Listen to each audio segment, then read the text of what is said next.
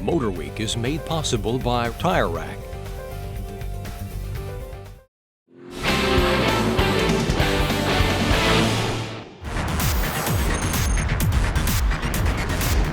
We've all been there. Another car cuts in front of you, causing you to lay on your horn. Or the car in front of you slams on its brakes, causing you to use a few not safe for TV words.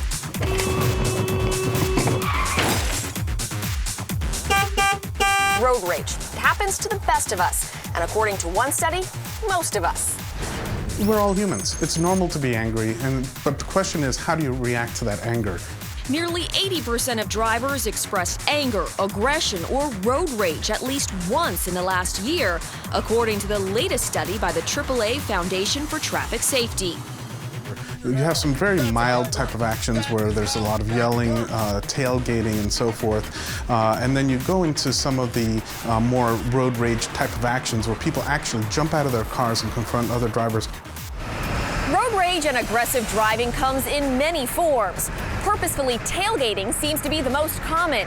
The study estimates that over 100 million drivers do it every year.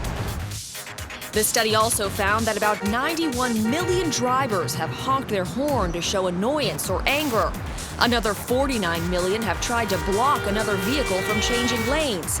And believe it or not, almost 6 million drivers have used their vehicle to bump or ram another on purpose. Well, I think people use their cars as an extension of themselves and as their day and their emotions, and that can become very dangerous if they're angry and they're confronted with other angry drivers. Who's behind the wheel plays a major role in aggressive driving. The study found that young men are 3 times more likely than women to get out of their vehicle and confront another driver.